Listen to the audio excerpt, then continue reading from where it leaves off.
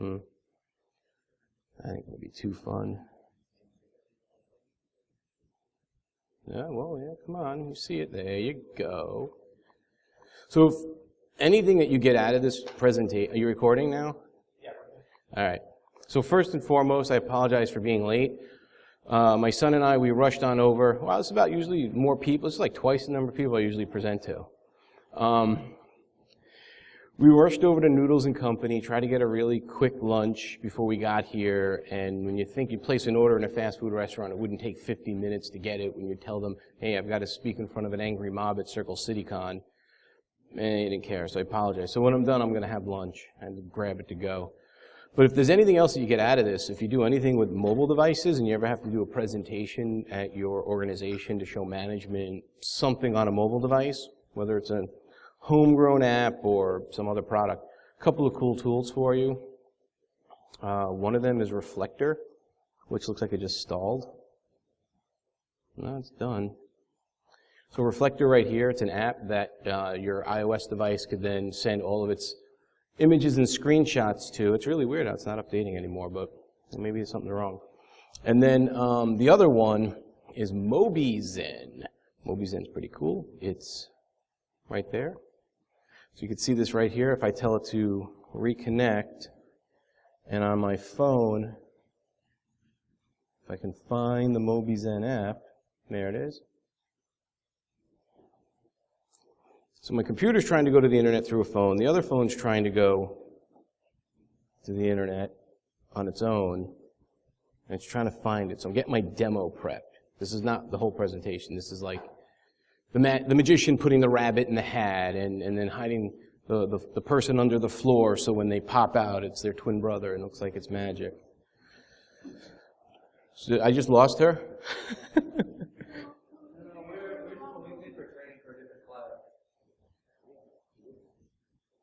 So it's cool. What you don't see on the phone is I'm actually typing in that number, and when I hit connect, the magic of mobility and properly engineered software, you look familiar.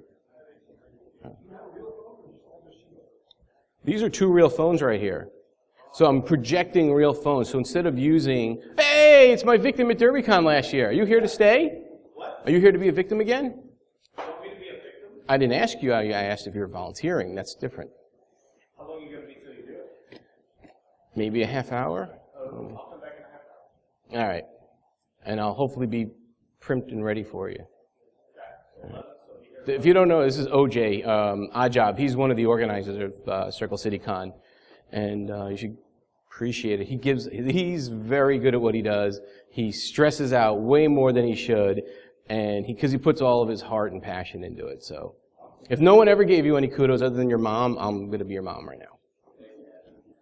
You're welcome. So what's kind of cool is I'm going to touch my phone over here, and I'm going to hit the home screen. So now it's going to go out to the internet, back to this phone through the internet, and God, it's slow.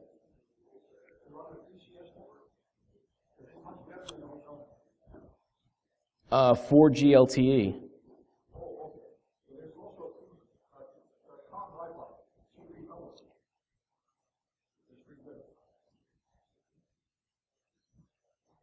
I could try the Wi-Fi, but that should get them on the same network if I can do it. And this is the stuff as a professional, I always try to get this stuff ready before you folks have to see the less than stellar magic trick. Hang on a minute, let me see if I can get them both on the same one. That's my other phone, my other device. Let's see if that works. Thanks. Appreciate the charity. No, I'm just kidding. See if that works. Try to get it on my other hotspot. Do your thing, software. Do your job. Did anyone tell you this is a 2-hour presentation? Oh, God. Come on.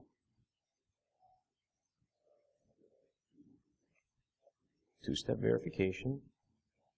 Type in the code.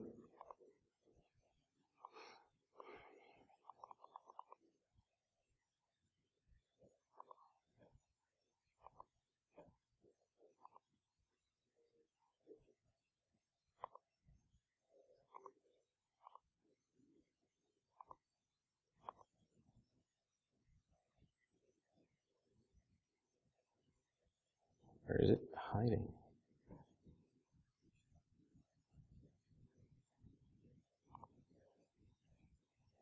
Try the web app.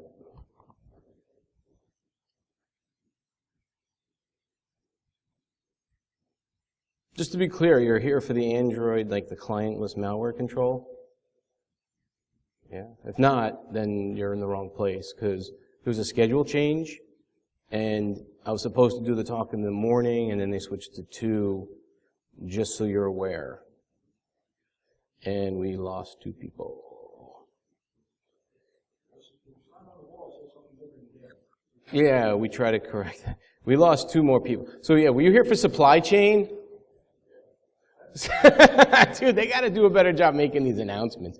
And we lost 6 people. Well, you know what? It's better that I said it now than you're like, what the?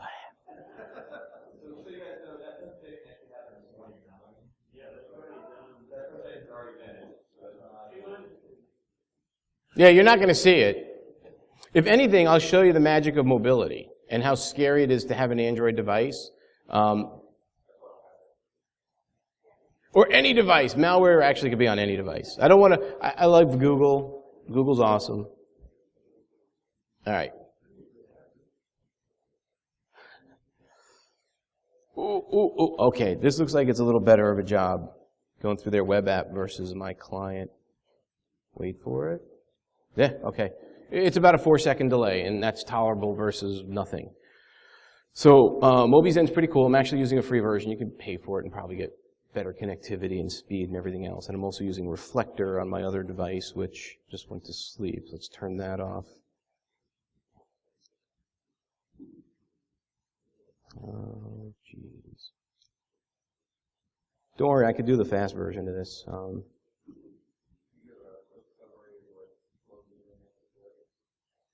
Well, it's just a third-party tool that if you need to display your Android device, so if you want to do a presentation or a demo or something like that, and there's other tools out there that are good, like TeamViewer. It generally requires like to be tethered, but in this particular case, you can go through the web. There was an app which failed, but this is being recorded, right? And just ignore the fact. Ignore the fact that this is a Mobile Iron shirt. But no, Mobile Iron is my employer, and we have partnerships with these companies, so we do love the fact that we are partners with them and they help us out. That was the fix, or the save. But let's get into this now. I think we can probably do with what we have. So, no further ado, let us present. Okay. So, as we move deeper and deeper into this mobile-first era, people don't typically go to their PC or laptop nowadays to communicate when it's something that's quick or on the go. They typically reach where? Their pocket, wherever they might keep their mobile device, and they tend to go there first. And there's this whole mobile-first movement that's going on, where not just not just things for like little apps on your device for communication, but enterprise apps are being built for mobile support. So these organizations are thinking about mobile. Not every one of them, but a large number of them are. And with that, you got to put the security into it. You got to think about the security a part of the design, not as we built something and then later realized, oh, we forgot to use HTTPS. Oh, we could have done something where we didn't have the like the DB adapter to get into the database to create an account. Like that's all stored hard-coded in the database, so that if someone ever grabs like an APK, which is what an Android file or an Android app is built on, and then they can discover how to get into your database and then build their own username and password and exfiltrate data from the device. And if this is all new to you, then that's pretty cool. Either you're merging into mobility or just you're kind of breaking into security. But mobile is the future. It's when you think back, I'm in my mid-40s, and so far in my lifetime, I've seen 3 major pivotal changes in technology. First it was the PC, then it was the internet, and now it's mobile. And hopefully we've learned enough lessons over that some 40 years or more where we can't just race to the technology, build it, they'll buy it, and then we'll find a vulnerability and patch it. We have to think about the vulnerability while we're designing it, that early on. So we're really kind of talking about today, hit the wrong button, about the protection of the devices. If you think that you can walk around with a mobile device without any type of protection from, say, malware or any threats that might get on your device, you basically built a bubble around yourself. You're kidding yourself. You could say there's no iOS, no iPhones or no iOS malware. 2 years ago at Black Hat, some researchers showed how just using the UUID on a iPhone, kind of taking advantage of the juice jacking technique that the Wall of Sheep came up with and taking it a little further and basically creating an evil configuration file, dropping their developer certificate. They're able to deploy a Trojan on there. And when someone launched Facebook, and I'm saying it because that's their demo, it's not an attack on Facebook at all, but that was their demo. What happens is the way the iOS APIs work is when you call an app, it presents it. But if that app is calling another app, you kind of see like the screens flip. You ever see that? If you call Facebook, it's not supposed to do the screen flip, but their Trojan did. And their Trojan had the Facebook icon, which is not that hard to get. So their Trojan was then able to do some pretty scary stuff, like every time you type in your passcode to unlock your device, they were getting a screenshot. And with the timestamp, they knew the order that you entered it, and then eventually they were able, even when this phone is asleep, wake it up, punch in the passcode, and then they put an Android phone next to it, and they dialed the phone right next to it. Nobody touched it. It was all through code. So that, for me, was the moment when I first saw my first iOS malware. And same playing field. Think about what you're doing. Think about protecting the device. And what ZitMo NoM is for you is if you're the kind of person that in your organization, if you have client-side or client-based anti-malware software, use it. I'm not saying you shouldn't. If you have some other technology that uses reputation services that integrates with your EMM, which is your Enterprise Mobility Management, or your MDM, which is the common term that most people are familiar with, use it. What ZitMo NoM is really for the other people that, one, they don't want to install a client on their device. Maybe they can't handle the resources, or maybe they just don't want one because they don't trust a lot of them. But to detect for a very particular type of malware that's also known as the banking Trojan on the PC era. And ZitMo NoM, well, ZitMo, is this like the totally wrong presentation? Is the malware that we're going to be stopping with ZitMo NoM. It's actually the same thing. It'll be fine. So ZitMo is Zeus in the mobile. ZitMo NoM is Zeus in the mobile, no more. And that's the tool I created that you guys are going to learn about a little bit more. It's just a basic a web app. So this is my name. This is who I work for. You can see I proudly wear the Mobile Iron shirt, and the cap is right there. I'm a security engineer for them, which means I talk to different companies and help them solve their business problems. This is who I'm not. I get so confused with him a few times. I've had people come up to me and like, "Oh, good to meet you, Tony Soprano." I'm like, "Did you know he died?" "Oh, Steve Reagan. Are you staying, Steve, or are you just kind of confused because this is not the supply chain presentation?" No, I'm checking the room. I know where David is. Can we hear your Forrest Gump impersonation for like 10 seconds?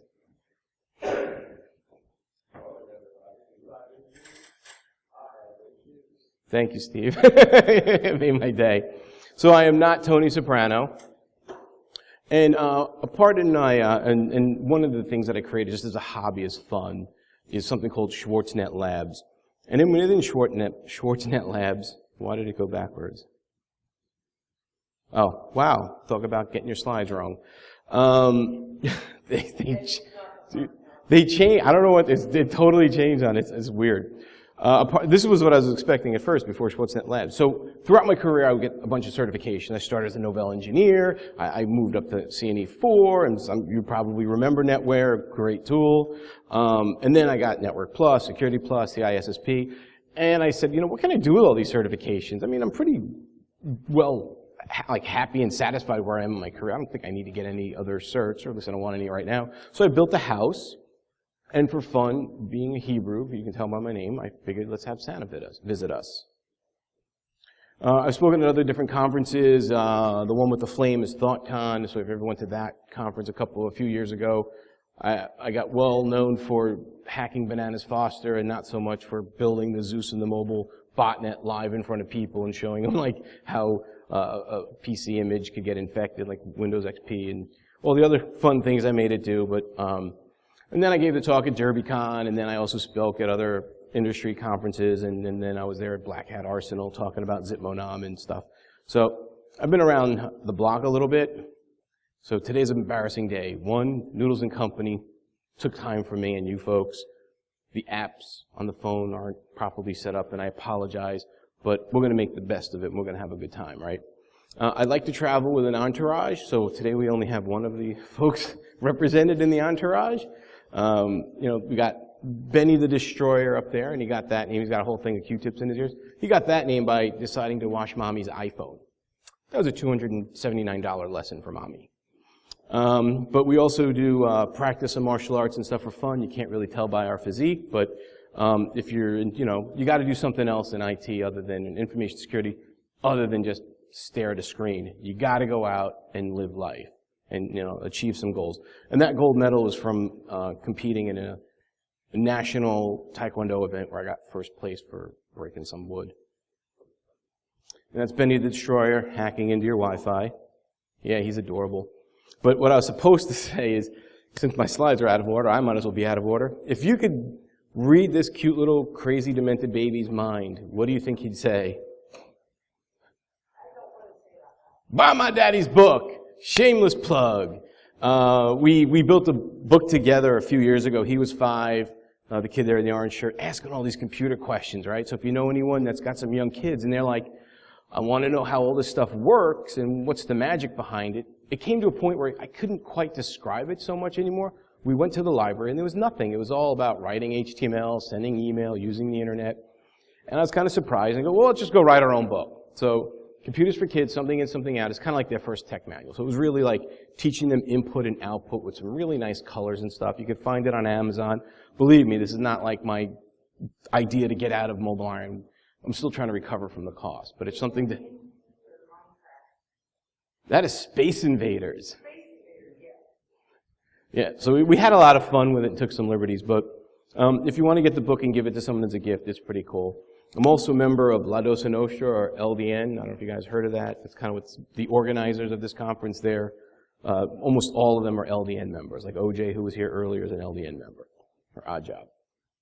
Also one of the co-creators and organizers of Hack for Kids.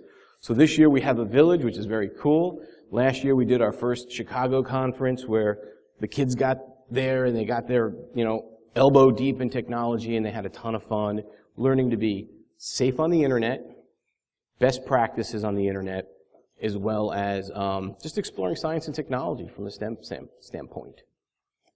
And here's some of our victims. We did a hacker timeout last year here at Circle City Con. I don't know if you recognize those faces.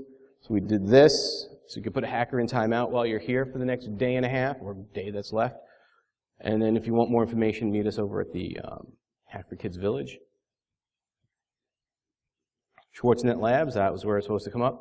A couple of volunteers that help with Schwartznet Labs. They're here today also. Ninja Sloth, I don't know if you saw him. Kind of if you know Ninja Sloth from the internet, he's a good guy. Get to know him if you can. Very good with OSINT. Not going to talk about what he does while I'm being recorded, but it's pretty eye-opening stuff. And then Beltface. If you've seen Beltface, you know or heard of Beltface. Another good guy, helps out, got some mad Linux skills. So, if you can't tell, or if I haven't said it yet, I live in Chicago area, but if you can't tell by my accent, I'm really from New York, but which means no way, shape, or form am I a fan of these guys. It would have been great to see the Hawks play the Rangers, right? What kind of a match would that be? Rangers, right? That would have been awesome. But now they're playing Tampa where they can't even wear their colors except for like the 5 seats in the back. I mean, what kind of ridiculous rule is that? That is forever now in history of Circle City Con. So, yes, go Hawks. So thinking about mobility, I mean, I could talk about tech and show you some tools and tell you a lot about me and my family and the crazy stuff that we do.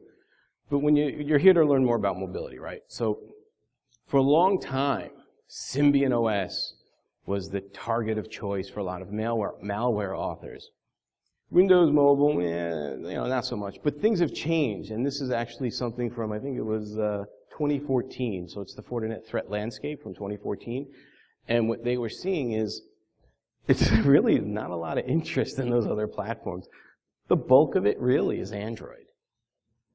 And if you're thinking, yeah, the Google Play Store, it's riddled with malware. Actually, there's some really cool things Google has done with Lollipop and Android for Work that if you're still like, well, we don't trust it, think again.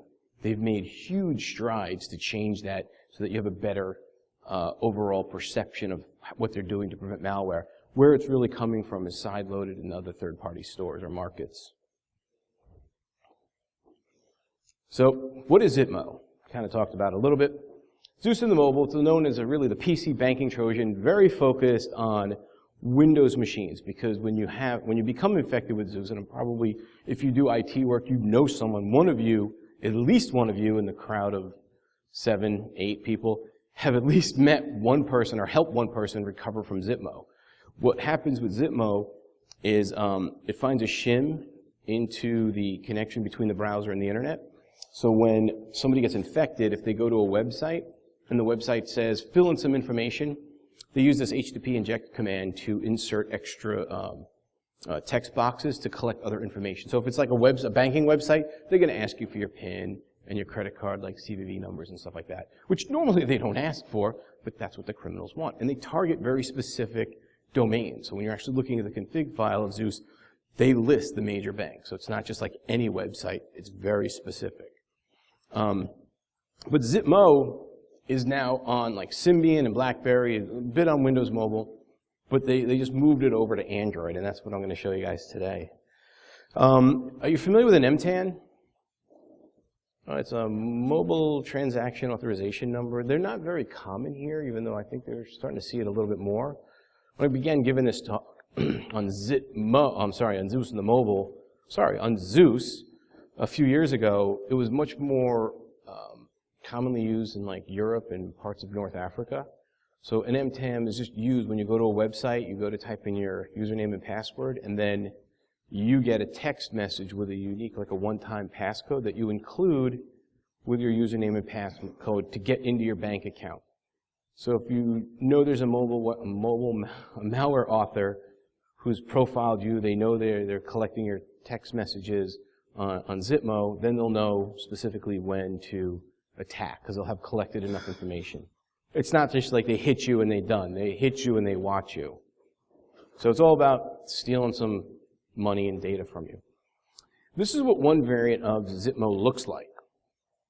It is disguised itself as the Android security suite, and if you can figure out the acronym, you know the malware authors have a sense of humor. This one's actually on a virtual, like an AVD, because it doesn't really have an activation code. What the activation code in ZitMo does is it takes the last, 7 digits of your IMEI and reverses it, and then prepends a 1, and then postpends a 3. So it makes it look like a real activation code, and it's not. It's just your IMEI with some 2 extra digits. And you'll just find it there. That's the icon when it's on Android. Some of the things that we've seen, though, with the mobile devices and some of the Trojans and stuff, because it's effectively a Trojan, is that they're starting to use Tor or orb to hide their tracks. Because when you look at the traffic patterns and stuff, it's pretty predictable. But if that's all encrypted, how do you even know it's there? How do you use any kind of IDS to detect malware in your network? You really can't. Then there's other types of things like, I'm going to tell them what happened. So like they're getting on the devices also to do crypto coin mining. I'm not going to say Bitcoin because it really can't. It's going to take a lot of effort to get there, but like other Dogecoin, whatever. And on the drive over here, my son and I, he whips out an app, and he's like, oh, dude, this Bitcoin billionaire, it's a pretty cool app. And I'm like, all right, whatever. I'm driving in the rain in Chicago traffic, trying to get here after sleeping 3 hours on a flight from San Francisco, and it just didn't even register. Okay, whatever keeps you busy. And we're driving, and he's sitting there like mad, like banging away at this thing, just generating coins, and they just go up nowhere. I was like, all right, he seems to love this. I'm like, what do you get at? It's just like ads or these like news ticker feeds or whatever. I don't even think you get badges. I don't even think you get that. And then later with Steve, we go up there and I showed him this thing. I'm like, look, he loves this thing. He's mining Bitcoin by hand. He goes, dude, there's probably a wallet behind it and it's like grid computing and they probably got like 100,000 kids sitting there mining Bitcoin by hand. Can you imagine that?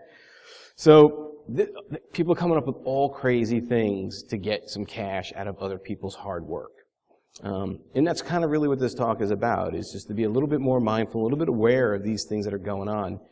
Bootkits are another crazy one. Like if you can get if you get a bootkit on your mobile device, you need to either decide to throw the device away or bring in someone that really knows firmware on a mobile device to recover it, because that's about all you can do. It's toast. There's no way to clean it off.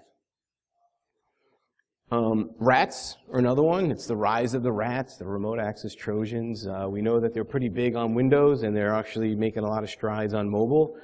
And you know, it's gonna kill your machine. So just like the crypto mining, like you'll notice it gets hot.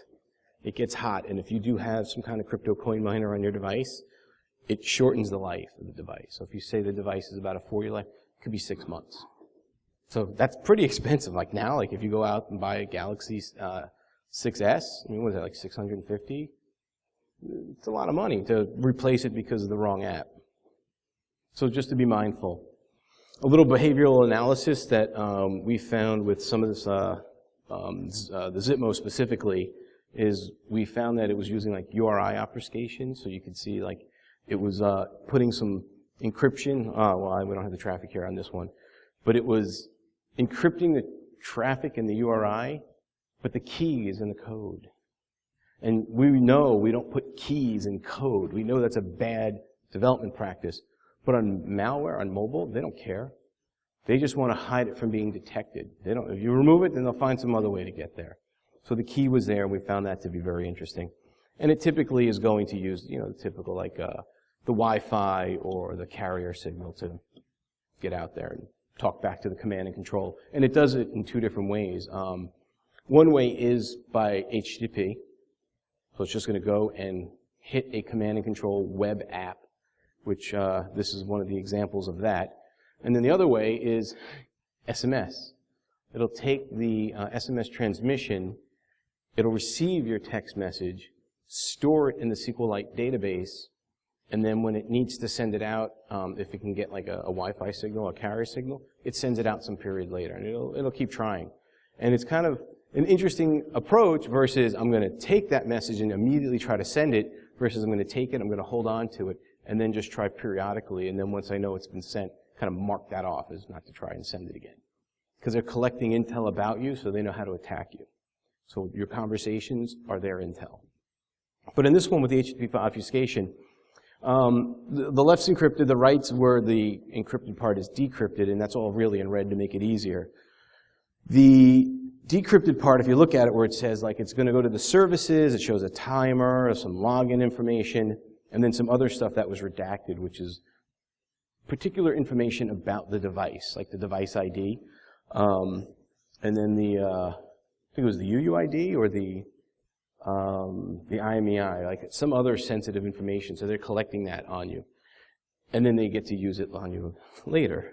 The last part, we didn't quite figure out. We haven't really been trying that hard because it looks like it's something very specific to the app. So we don't really know if that just means that something was sent and it was signed or whatever, but we just was like, all right, we decrypted it, and it just maybe it's like, hey, it was sent successfully kind of command for them. And then kind of supporting what I was saying earlier about some malware samples, so looking at, it was like the end of 2012, was it? When I was working for a software, an antivirus company, just kind of say it like that. I was going to say software security company, but that was too broad. That does a lot of malware research.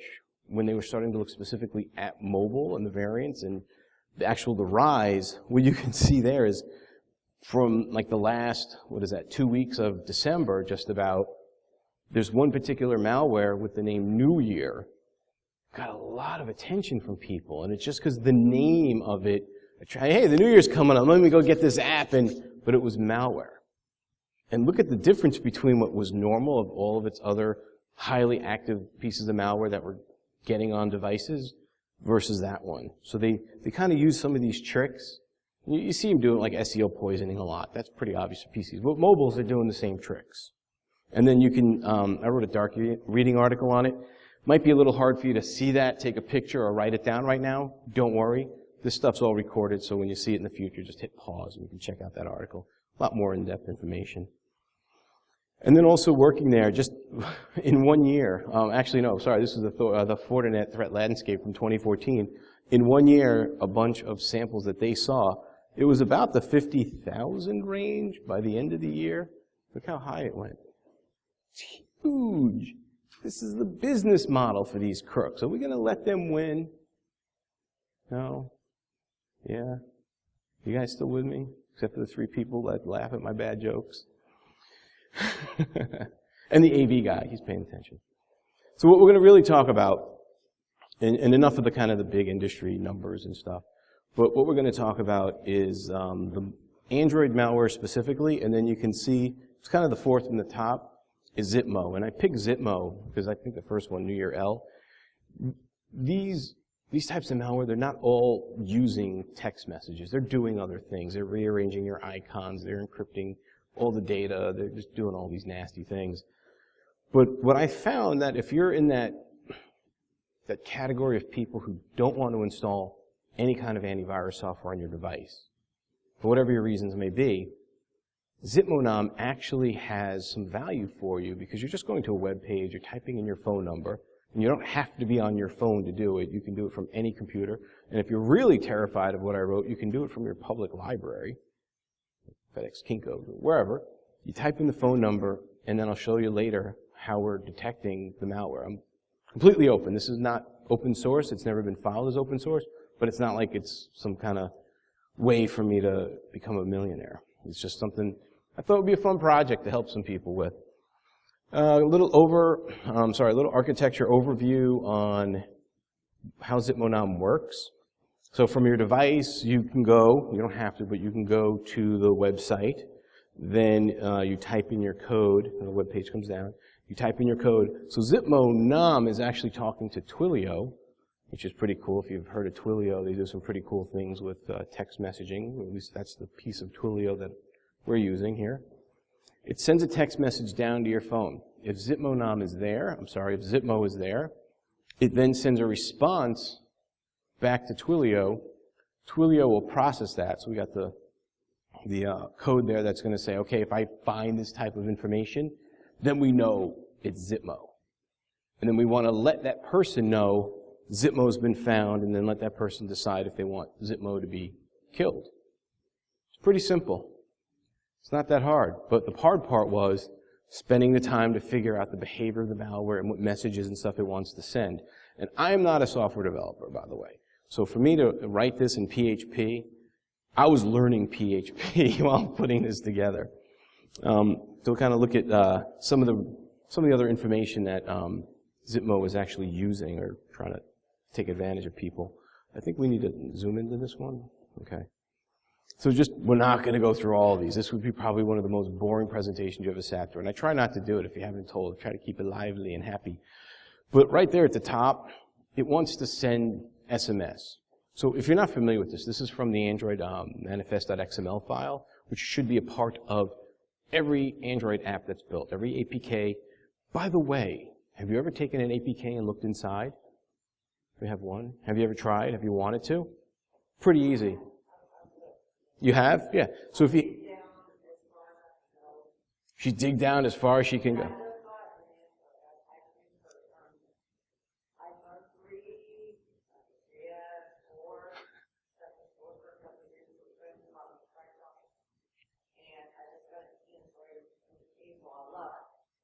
So, she's a Google plant. So she's saying her iPhone cracked. I know. She's saying that she had iPhone for a year, her iPhone cracked, and she went to Android. Now she loves it. Yeah, I've been 3 years, or 3 months for iOS, and about a week of life Android, and I'm still getting there. But have you ever taken the apps from the device or downloaded an actual Android app and had whatever the name is .apk. Because if you take that .apk and rename it to like 7z or zip or whatever, you can decompress it because it's basically a compressed file. And in there is other code. And one of the things is this Android manifest file, which is XML based, and it's making a use permissions request. And these use permissions, like you can see, is it wants to send SMS messages. Unless it's an app that I know is maybe like an MDM kind of client or something else that should be sending SMS messages, you don't want to see that. And this gets presented to you as a user. So for you, now that you're new with Android, you've been using it for a little while, if you go to install something from any place, whether it's some kind of cloud storage or some other, okay, she doesn't like the cloud. Instead, she uses Kali. No, I hear you. Sorry, there was a joke last year at DerbyCon. Someone said, don't use cloud, use Kali. It was a dragon. Sorry. But the manifest file, it will be there, and you'll get this pop-up. Sorry, you get this pop-up when you go to install the software, and you should read through it. Because if you have users that you support and you're letting them just kind of click on this stuff and make these decisions for you, for every user and every app they install, there's nearly a guarantee that you're going to make a mistake somewhere. But nonetheless, are you Sam? Yeah. That's from Wall of Sheep, Sam. That's how I recognize you. Yeah, I'm Heel. Heel. Heel. Heel with hands. Not the back of your foot, the guy, the doctor. And you. All right, Sam, never mind. We'll catch up later. We're on conference calls like every week together. First time we met. So anyway, Sam, good to meet you. Thank you. It's completely like tangent left and right. God knows, like not usually. But you go through, you got your pop-up, and you look at the stuff that it wants to use. Make sure it's something that you don't want it to use. It's kind of common sense there, but you can guarantee, like down there on the bottom, anything that says write, keep awake unlock, write settings, read SMS, receive SMS, broadcast SMS. Stuff you don't want happening. Android for work, though, the IT person makes the decision. So if you haven't done anything with Android for work, the IT person makes the decision on behalf of the users in the Android for work profile, the managed profile, and then the user can't decide. You just silently push the app down to them. That's pretty cool if you're thinking about using Android for enterprises. I got a lot of info on that if you want to talk about it later. So these are some of the settings that ZitMo steals from you. So first of all, the antivirus enabled means it's going to tell you it's working because you can remotely disable it. So even the coders wrote it to kind of trick themselves or whatever that antivirus enabled. I'm being facetious there. But when it's enabled, it's enabled. When it's not, it's when you send the kill command. It keeps track of when it last sended. So we know that's not proper English because it usually should be last sent. And sometimes if you know bad English in the areas that use it that way based on how their language is structured, you could figure out this is Eastern Europe. Some other things about whether it's uninstalled is complete, the version of it. They even keep track of the version, so this way if you need to update your version of ZitMo, you absolutely can. This other one here, this doesn't exist anymore, which says that public field final URL to report, HTTP, NFC, fatrabbit.com, biwdr.php. Every time I give this presentation, I try to find someone that speaks Polish to tell me what it means, because I thought it meant like hello or something. Some guy's like, no, it means nothing in Polish. But I put it through Google Translate. So it's just it means something to somebody, but and I changed it. So when I decompiled ZitMo, I wanted to look at the logs and stuff that it was doing. So I just put in one website that I used to have control over just to look at the logs. So I just changed that FQDN, and then it was kind of interesting some of the junk that it's sending.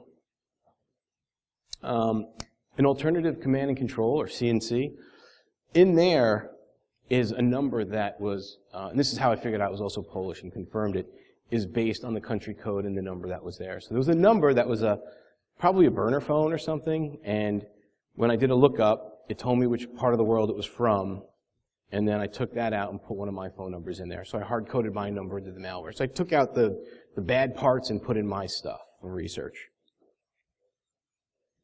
I'm going to jump down a little bit more. So part of the privacy violation, everything you see on the left that's kind of reddish is information that it was stealing from the phone that you can get just writing any kind of Android app and then sending it off as a part of a text message. So the activation ID, I showed that to you. Last 7 digits of your IMEI reversed. Then it wants the whole IMEI, your IMSI. The manager part is your carrier. And then your number, and then whether or not the SMS are hidden. Generally speaking, the way it works is you would never know ZitMo's there because the SMS messages are hidden, but we have them turned on so that we can actually see the conversation.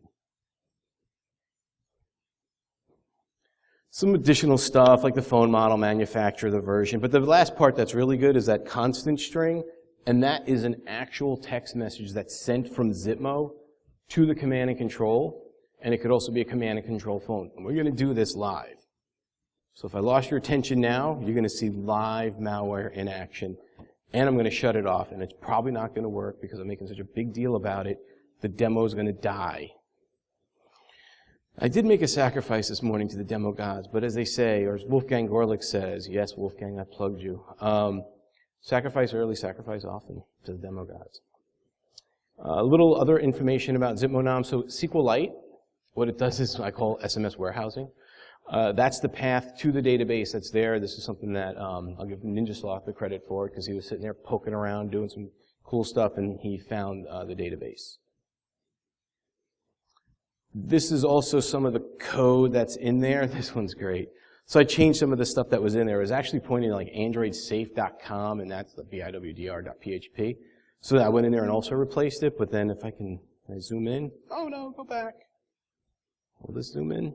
No. There we go. So right here, the part that's highlighted yellow, talk about some cheap CTF challenge. You like to do these challenges, you like to hide stuff. And here, they put in like semicolon H greater than tick, blah, blah, blah, blah, blah, blah, blah. And when you look at it, you're first like, what the hell crap is this? But right below it is the key, literally in the code. It's the next function. And when you run it, it replaces and takes out all that extra junk. And when you render it, you got the HTTP : whack whack Android, da da da. And I go, wow. So I actually used that for a CTF challenge. Wrote a CTF and tried to see if people could find it. And I hid it in an Android app just for fun. So Schwartznet Labs, if this stuff kind of like excites you and it really interests you and you want to do more of this kind of stuff, we are looking for help. You know, it's not a full-time job. It might be 1 or 2 hours a week at most. Maybe even in a month. One of the things that we've been doing now on the back end is trying to collect more data so we can detect more variants of ZitMo. So I've been using some open source tools to pull down malware from third-party sources like, if you heard of like zoostracker.abuse.ch. It's mainly the PC variant, and I'm hoping someday that they could start to have some of the ZitMo or the Android versions of it and any command and controls. So we could, because they usually like put the code up there and stuff. It's pretty interesting. But other sources, and it's a lot of other DOS stuff, and I'm trying to like whitelist out, just try to get iOS malware, trying to get just Android malware, and it's difficult because every file that comes down, it's replaced with the MD hash value of the file, and there's no extension. So I've got to like dig inside the file headers to see if I can figure out what kind of malware it is. And if there's anyone that knows how to write anything like really simply using Python or whatever, or if you know some other tools, let's talk afterwards because I'd like to be able to automate that and then get rid of the stuff that's all Windows and Mac OS X based and just analyze the stuff that's relevant to mobile. But there will be no pay if you do decide to help. And there is a guarantee that your results will be very slow, but I may love you a long time.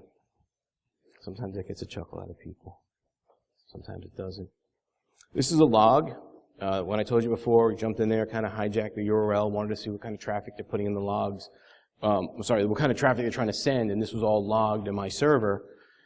And it was about 72 minutes or so after the SMS was sent. So it sticks it in the database and then attempts to transmit it. And I bolded out everything that was something I felt okay sharing, but felt... Thanks, Sam. I just got your tweet. Very cool. It's all that information that's in there and the timestamps and all that other kind of data. And then there was even one special one I put in there for Converge last year, time to converge upon Converge Detroit. So Converge, just to kind of let you know, is another conference that's going to happen in Detroit this summer, on July 18th. He's leaving just before we get to the malware. See, how much time do we have? It's okay. I usually pick on people when they come in late and leave early, and I'm not perfect, but let's point out other people's stuff. No one is. We have to embrace our imperfection, and then that will help us rise closer to being even less perfect. So I am going to now, so this is MobiZen. The first thing to do is see if I can get the malware to work. So typically, what you do here, you can't see this part, sorry. So on the victim phone, and this should be the command and control phone number. So I'm going to send it a command, which is /, and I really don't care if you have my phone number. I'm sending from an iPhone, just a text, to the victim phone. So this is Android that you're seeing here. Did it stop? Real device, which it does not look like it's connected. Wait. Wow, so slow. Come on. Oh, that's crazy slow. So I just launched ZitMo. And okay, good. It caught up. So that's what, I got 5 minutes. Yeah, this will be done soon. So this is ZitMo. That's the activation code, my IMEI reversed. Let's just close out. I'm going to send a text, kind of jump in there. I'm going to get ahead a little bit, and I'm going to hit send.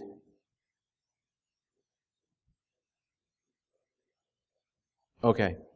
What happened is the / phone number that you see is my phone telling ZitMo this is now the alternative command and control. This is all live. The response back was the model number information, which my phone received, and that tells me ZitMo's alive. So if somebody was also to text me, and by the way, people on the video, it's too late, I already killed the malware.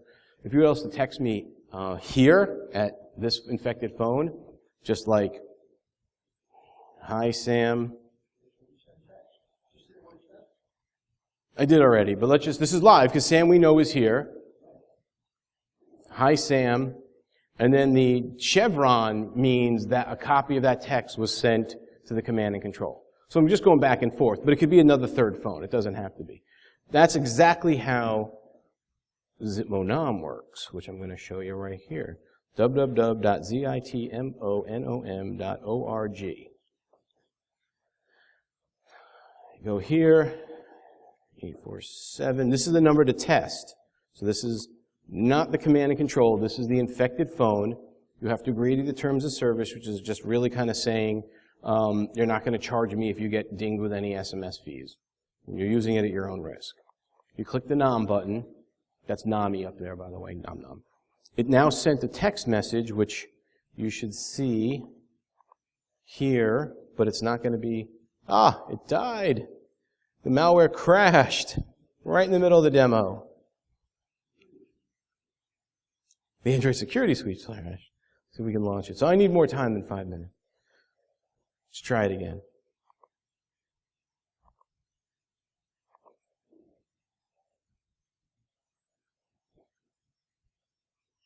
All right. Now, okay, perfect. You see that right there? Whoa, what happened? Oh, okay, it came up. ZitMo has been found. So if you have a device with ZitMo on it, you do get that notification. And then to kill it is just really saying, like, reply with yes. So I'm going to text from the victim phone the word yes. It now sends that back to Twilio. Twilio then is going to send another command, which is exclamation point, and then it's dead. And let's prove that out. Let's go back again, hit NoM. And if it was still infected, we would have gotten response back, but we didn't. So effectively, we've showed you Android malware control, but that's clientless. It's just using text messages to find it. So with that, I want to say thank you very much. I want to thank Mobile Iron for letting me be here today and talk to you guys about this, and hopefully you guys can use ZitMo NoM, share it with some people. Again, there's no charge. I pay a couple of cents for every text message. It's a pretty cool tool. Looking for some help, so if you know somebody who can help build it out. Also, references for all the other tools to kind of do the reverse engineering and build it out, and references to the articles and the information. Very cool stuff. I want to thank you. And again, I'm Dave Schwartzberg, and hope you enjoy the rest of Circle City Con. Thank you, folks. Louder so it sounds like there's more people. Thanks, guys.